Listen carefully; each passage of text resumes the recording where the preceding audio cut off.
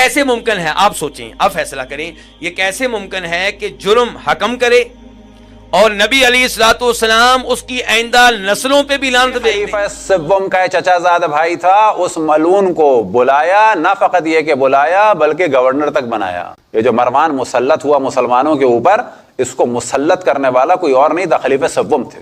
اور مروان اتنا خبیث ہے خود اہل سنت کے نزدیک کہ مروان کو، جبکہ اس نے رسول اللہ کو دیکھا ہے، اہل سنت کی جرت نہیں ہوتی اس کو صحابہ۔ ایک اور اعتراض یہ رہتا ہے کہ مروان بن حکم، رسول اللہ صلی اللہ علیہ وسلم نے ان کو نکال دیا مدینے سے، اور سیدنا عثمان جب آئے تو انہیں واپس لے آئے۔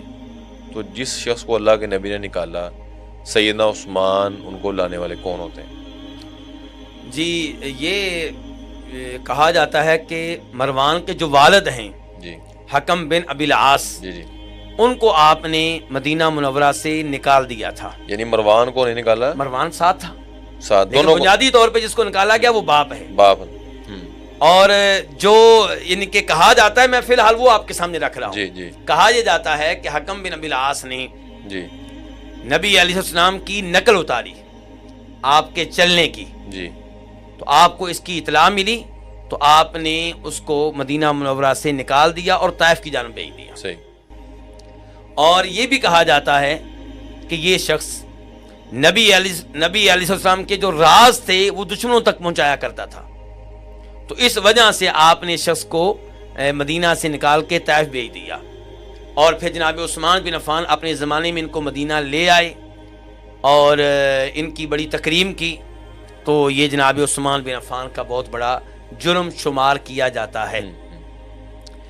لیکن پہلے نمبر پہ تو مجھے ایک اصول یاد آ گیا جو امام ابن القیم رحمہ اللہ نے بیان کیا اپنی کتاب المنار المنیف میں۔ جی جی، اس میں کہتے ہیں جتنی بھی روایات بنی امیہ کی مذمت میں بیان کی جاتی ہیں، جتنی بھی احادیث بنی امیہ کی برائی میں مذمت میں بیان کی جاتی ہیں، وہ سب کی سب جھوٹی ہیں، ان میں سے کوئی بھی نبی علیہ الصلوۃ والسلام سے ثابت نہیں ہے۔ صحیح، اس اصول کو ذہن میں رکھنا چاہیے۔ جی جی، دوسرے نمبر پہ یہ کہنا کہ آپ علیہ الصلوۃ والسلام نے حکم بن ابی العاص کو مدینہ سے نکال دیا تھا، یہ روایت قطعاً ثابت نہیں ہے، اور کوئی ایسی سند نہیں ہے جس کے اوپر اعتماد کیا جا سکے اور جس کی بنیاد پہ یہ بات کہی جائے کہ آپ علیہ السلام نے حکم کو مدینہ سے نکال دیا تھا۔ اور اس سے پہلے حکم مسلمان کب ہوئے ہیں؟ جی، جب مکہ فتح ہوا ہے، اور جو صحابہ کرام اس موقع پہ مسلمان ہوئے جب مکہ فتح ہوا، انہوں نے مکہ سے مدینہ کی جانب ہجرت نہیں کی، کیونکہ ہجرت کا وقت ختم ہو چکا تھا، وہ مکہ میں ہی رہائش پذیر رہے۔ تو جب حکم مکہ سے مدینہ آئے نہیں تو اللہ کے رسول نے نکالا کب ہوگا؟ زبردست، وہ مکہ میں ہی رہتے رہے، وہ مدینہ میں آئے نہیں۔ جی، تو نہ یہ ثابت ہے کہ حکم نے اللہ کے رسول کی کوئی نقل اتاری صلی اللہ علیہ وسلم، نہ یہ ثابت ہے کہ آپ کے راز دشمنوں کو دیے، اور نہ یہ ثابت ہے کہ وہ مکہ سے مدینہ منتقل ہوئے ہوں، اور نہ یہ ثابت ہے کہ آپ نے ان کو جلا وطن کیا۔ صحیح، کیونکہ جلا وطن کرنا ثابت ہی نہیں ہے، ثابت ہی نہیں ہے۔ تو یہ سب باتیں غلط ہیں اور جناب عثمان بن عفان کو بدنام کرنے کے لیے ہیں، اس سے بڑھ کر کچھ نہیں ہے۔ ایک اور روایت بیان کی جاتی ہے اور اس کو امام ذہبی سیر اعلام النبلاء میں لے کر آئے ہیں جب انہوں نے ترجمہ قائم کیا ہے الحکم بن ابی العاص کا، جی، کہ عبداللہ بن زبیر نے کہا تھا کہ نبی علیہ الصلوۃ والسلام نے کہا ہے کہ حکم بن ابی العاص اور اس کی نسلیں، اس کی نسل سے جو بھی پیدا ہوگا وہ سب لعنتی ہیں، سب ملعون ہیں۔ جی جی، بیان کرتے ہیں۔ اور اس کو یعنی کہ آج کل بڑی یعنی کہ جوش و خروش سے لوگ بیان کرتے ہیں جو بنی امیہ کے دشمن ہیں، جو صحابہ کرام کے دشمن ہیں، جی جی، جبکہ یہ روایت بھی ثابت نہیں ہے، ثابت ہی نہیں، ثابت نہیں ہے۔ میں بتا چکا ہوں پہلے، اور شیخ صاحب نے بھی بتایا، واضح کیا کہ بنی امیہ یہ خاندان اسلام میں اور نبی علیہ السلام کی نگاہ میں اور بعد میں آنے والے خلفاء کی نگاہ میں بہت زیادہ اہمیت رکھتا ہے۔ بالکل بالکل۔ تو یہ سب جھوٹی روایات ہیں۔ یہ کیسے ممکن ہے؟ آپ سوچیں، آپ فیصلہ کریں، یہ کیسے ممکن ہے کہ جرم حکم کرے اور نبی علیہ الصلوۃ والسلام اس کی آئندہ نسلوں پہ بھی لعنت بھیج دیں؟ پاک نے مروان بن حکم کو مدینہ سے کیوں نکالا تھا؟ اس کا جو والد تھا نا حکم وہ نبی علیہ السلام کی نقلیں اتارا کرتا تھا، المعجم الکبیر طبرانی کے اندر موجود ہیں، اور تفصیل کے ساتھ حضرت عثمان کے جو کہ رشتہ دار تھے، وہ چچا لگتا تھا حضرت عثمان کا، حضرت ابوبکر کے زمانے میں بڑا زور لگایا کہ اس کو واپس لیں، تو حضرت ابوبکر نے کہا کہ جو گرا رسول اللہ نے لگائی ہے میں نہیں کھول سکتا۔ پھر حضرت عمر کے زمانے میں بھی، پھر حضرت عثمان جب خود خلیفہ بنے تو اسے واپس لے آئے، الٹا مروان کو اپنی بیٹی دے دی، داماد بن گیا۔ پھر وہی پنجابی کا ایک محاورہ کہ ہتھاں نال لائیاں ہوئیاں دنداں نال کھولنیاں پیندیاں نے، ہاں ہاتھوں سے لگائی ہوئی گرا پھر دانتوں سے کھولنی پڑتی ہے۔ یہی مروان حضرت عثمان کی شہادت کا سبب بنا۔ اسی طرح سے مسلمان رعایا اور صحابہ کرام حضرت عثمان کے خلاف ہوئے تھے، بیسیکلی اس کی غلط پالیسیز تھیں، یہ وزیر خاص بنا ہوا تھا نا اس وقت۔ تو اس پہ آپ میری ایک ویڈیو دیکھ لیں، حضرت عثمان شہید کیوں ہوئے، اس میں نے اور چیزیں بھی اس کے حوالے سے بتائی۔ بن حکم کو حضور نے مدینہ سے نکالا، حضرت ابوبکر عمر کے زمانے میں مدینہ نہیں آیا، حضرت عثمان نے ان کو بلا کر مدینہ گورنر بنایا۔ سوال کرنے والے جھوٹ بولتے ہیں، مروان اس وقت 5 سال کا تھا جب اس کے باپ کو نکالا۔ یہ حکم کا مسئلہ ہے، مروان کا نہیں ہے، یہ پہلی بات ہے۔ دوسری بات ہے، جس حکم کو نکالا تھا 5 سال کی مدت تھی اس کے جلاوطنی کی، اور جب حضرت عثمان نے بلایا تھا تو 15 سال گزر گئے تھے، تو اب تو مدت پوری ہو گئی تھی، اور حضرت عثمان نے پھر اجازت بھی لے لی تھی، اور حضور نے مکہ سے نکالا تھا۔ حضرت عثمان نے مکہ نہیں بلایا، مدینہ بلایا تھا، جہاں سے نکالا وہاں بلایا بھی نہیں، اور اس کی مدت بھی پوری ہو گئی تھی۔ پوری بات کریں، ادھوری بات نہ کریں۔ حضرت عثمان حضور کے گھر کا ڈبل داماد ہے، اس کو بہت اچھی طرح پتہ ہے، اور حضرت عثمان کا حضور سے رشتہ حضرت علی المرتضیٰ کے یہ دامادی والے رشتے سے پہلے مروان تو اس کا الگ ہی مسئلہ تھا۔ یاد رکھیں، مروان کو اور اس کے باپ کو رسول اللہ صلی اللہ علیہ وسلم نے قبلہ نام لیا تو بتائیں، مروان کو اور اس کے باپ کو، حکم بن عاص کو، اور حکم بن عاص جو تھا وہ چچا تھا خلیفہ سوم کا۔ رسول اللہ نے مروان کو اور اس کے باپ کو مدینے سے نکال دیا تھا اور کہا تھا ان کو دوبارہ داخل نہیں ہونا۔ خلیفہ اول کی جرت نہیں ہوئی ان دونوں کو دوبارہ واپس بلانے کی، کیونکہ پبلک میں بہت زیادہ ان کے خلاف نفرت تھی۔ خلیفہ دوم کی بھی جرت نہیں ہوئی، جبکہ انہوں نے بہت سارے نئے کام کیے، کیونکہ خلیفہ سوم کا چچا زاد بھائی تھا۔ اس ملعون کو بلایا، نہ فقط یہ کہ بلایا بلکہ گورنر تک بنایا۔ یہ جو مروان مسلط ہوا مسلمانوں کے اوپر، اس کو مسلط کرنے والا کوئی اور نہیں تھا، خلیفہ سوم تھے۔ اور مروان اتنا خبیث ہے خود اہل سنت کے نزدیک کہ مروان کو جبکہ اس نے رسول اللہ کو دیکھا ہے، اہل سنت کی جرت نہیں ہوتی اس کو صحابی کہنے کی، یہ آپ کو تعجب ہوگا۔ اور مروان کا انکار کرتے ہیں، مروان کو سبھی برا کہتے ہیں، لیکن اس مروان کے لیے جو دل نرم تھا وہ کس کا دل نرم تھا؟ خلیفہ سوم۔ اللہ کرے، میں معذرت چاہتا ہوں، آپ کی کال میرا ہاتھ لگا تھا، آپ کی کال کٹ گئی تھی، تو میری بڑی معذرت قبول کریں۔ جی سر، میں سب سے پہلے آپ کے درخواست ایک پیش کرنا چاہتا ہوں جی، کہ میں اپنے دوست، بھائی، احباب، ماں باپ پہ کمپرومائز کر سکتا ہوں، ان کے خلاف بات سن سکتا ہوں، لیکن اللہ اور اس کے رسول صلی اللہ علیہ وسلم اور خلفائے راشدین کے خلاف بات نہیں سن سکتا۔ تو میں نے آپ کے بہت سارے پروگرام دیکھے ہیں، مجھے انتہائی افسوس سے یہ بات کہنی پڑتی ہے کہ دیکھیں، جنہوں نے اپنے اتنے جلیل القدر صحابہ جنہوں نے نبی پاک صلی اللہ علیہ وسلم کے ساتھ زندگی گزاری ہو، ان کے پیچھے نماز پڑھی ہو، اور ان کی پوری جو زندگی خلافت کی ہے اس میں ایک نماز بھی قضا نہیں ہو، 1 انچ کیا 1 مائکرو میٹر بھی پیچھے نہ ہوئے ہوں، آپ ان کو عمر، ابو بکر، عثمان، چلیں آپ ابو بکر صاحب کہہ لیں، عمر صاحب کہہ لیں، عثمان صاحب کہہ لیں، لیکن اس صاحب تک تو نہ جائیں نا۔ صاحب کہہ دیں، چلے صاحب کہتے ہیں، اور مزید بولیں، ابو بکر صاحب، عمر صاحب۔ یہ آپ ادب و اداب اور تعظیم و تکریم کا دامن نہ چھوڑیں پلیز۔ اوکے، مزید بولیں۔ اچھا، دوسرا یہ میں نے آپ سے یہ عرض کرنی تھی سر کہ نہج البلاغہ میں ہے کہ حضرت عمر رضی اللہ تعالیٰ جب مدینے سے باہر گئے تو خلیفہ جو ہے حضرت علی علیہ السلام کو بنا کر گئے تھے، اعتماد تھا ان پہ، یقین پڑھ کے تھا۔ سنائیں، پڑھ کے سنائیں، وہ کہاں لکھا ہے؟ میں سینڈ کر دیتا ہوں، یہ میری طرف سینڈ نہ کریں، ابھی پڑھ کے سنائیں، نہیں سینڈ نہ، بعد میں سینڈ نہ کریں، ابھی پڑھ کے سنائیں تاکہ ہم بھی سن لیں۔ ہماری کتاب تو نہیں ہے، آپ کی ہے نا، اور پڑھ کے سنائیں نا، اگر نہج البلاغہ میں ایسی بات، دیکھیں ہم اس بات کو نہیں مانتے، میرے پاس ہم اس بات کو نہیں مانتے۔ آپ نے خود نہج البلاغہ میں اپنے آنکھوں سے دیکھا ہے، آپ نے خود نہج البلاغہ میں اپنے آنکھوں سے دیکھا، اوکے، اس کو آپ پڑھ لیں اس کو۔ اچھا، دوسرا آ جائیں، مروان جو تھا حضرت عثمان غنی رضی اللہ تعالیٰ عنہ کے ماموں، داماد، مروان داماد تھا اور چچا زاد بھائی تھا، اس کا ماموں نہیں تھے اس کا۔ چلے میں غلطی پہ ہوں، اس کو باہر نکال دیا تھا اللہ کے نبی صلی اللہ علیہ وسلم نے، ایسے ہی نا؟ نہیں، وہ مروان کے والد کو، الحکم ابن ابی العاص کو، وہ مروان اور مروان کے والد کو نکالا تھا، وہ چچاتے ماموں نہیں تھے۔ جی، الحکم ابن ابی العاص کے بعد جب عثمان غنی رضی اللہ تعالیٰ نے فرمایا کہ عمر ان کو واپس مدینے میں بلا لو. تو انہوں نے کہا کہ میں اللہ کے نبی صلی اللہ علیہ وسلم سے یہ سنا ہے اور انہوں نے خود نکالا، میں لہٰذا ان کی بات کو نہیں ٹال سکتا، میں ان کو واپس نہیں بلاؤں گا. چاہتے اقتدار تھا، خلافت تھی، سب کچھ تھا، وہ عثمان غنی رضی اللہ عنہ کی بات مان کے ان کو بلا سکتے تھے. تائید کی بات کر رہا ہوں نا آپ کی.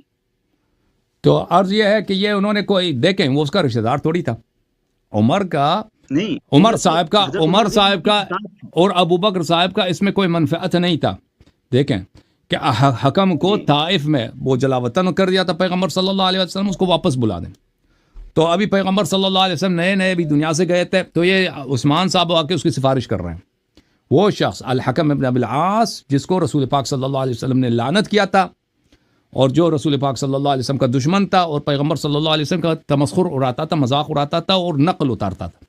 ایک دن وہ نقل اڑاتے اپنا منہ پیچھے آتے تھے نا، پیغمبر صلی اللہ علیہ وسلم چلتے تھے، تو یہ نبی صلی اللہ علیہ وآلہ وسلم کا منہ ٹیڑھا کر کے نقل اتار رہا تھا. تو پیغمبر صلی اللہ علیہ وسلم نے اچانک اس کی طرف دیکھا تو اسی حالت میں دیکھا. تو پیغمبر صلی اللہ علیہ وسلم نے فرمایا تو اسی طرح رہے، یہ ان کے اعجاز میں سے. پر حکم کا منہ ہمیشہ ٹیڑھا رہا، وہ چپکلی کی طرح، کیونکہ وہ چپکلی کا پیغمبر بے احترامی کی وجہ سے. پھر رسول پاک صلی اللہ علیہ وسلم نے اس کو مدینے سے نکال دیا، جلا وطن کر دیا طائف. تو ابو بکر صاحب کی خلافت میں عثمان صاحب آئے اور کہا کہ یہ میرے چچا ہیں، اس کو واپس کیا جائے. تو انہوں نے ان کی سفارش نہیں مانی. پھر عمر صاحب کی خلافت میں پھر انہوں نے سفارش کی کہ میرے چچا کو واپس بلایا جائے، تو انہوں نے اس کی سفارش نہیں مانی. اگر آپ کہتے ہیں کہ انہوں نے بڑا احسان کیا ہے، یہ کوئی احسان نہیں تھا، کیونکہ اس میں کوئی سیاسی منفعت نہیں تھی. ابو بکر اور عمر صاحبان کی اس میں کوئی سیاسی منفعت، دنیائی منفعت نہیں ہے، کیونکہ الحکم سے ان کے کوئی رشتہ داری ہی نہیں ہے. رشتہ داری کس کی ہے؟ عثمان صاحب کی ہے.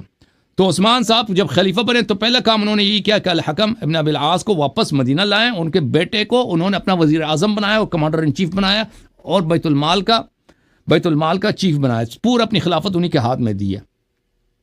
تو یہ انہوں نے کوئی تو ان کا یہ کوئی احسان نہیں ہے، کیونکہ اس کا کوئی فائدہ ہے. اس کا دیکھیں، اس کا کھل کر اگر وہ پیغمبر صلی اللہ علیہ وسلم کی مخالفت نہیں کرتا تو یہ اس کی منفعت میں ہے، اور اس کو اگر واپس لے کے آتا اس میں اس کی کیا فائدہ ہے؟ اس کا کوئی فائدہ ہی نہیں ہے.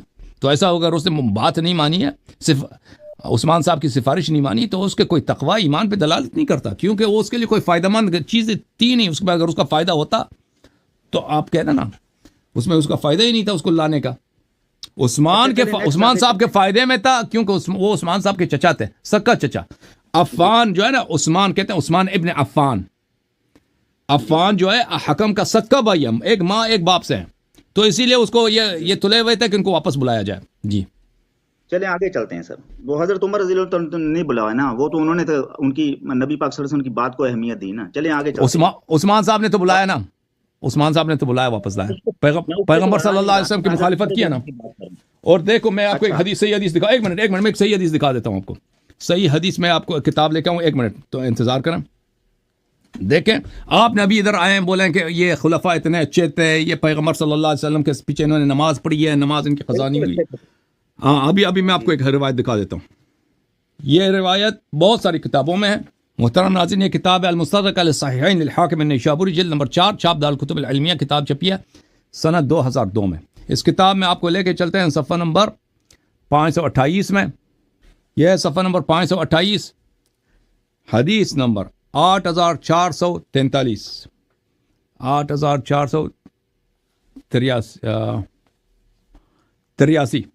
8483.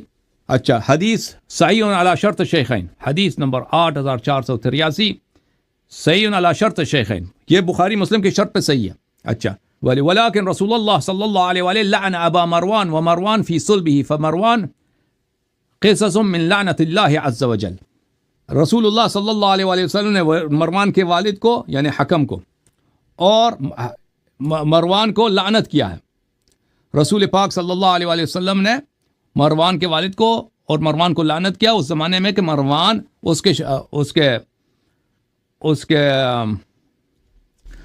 کے پشت میں تھا. میں آپ کی خدمت میں ایک اور حدیث آپ کو دکھاؤں، اجازت دیں، میں معذرت چاہتا ہوں، آپ کا ٹائم لے رہا ہوں میرے بھائی.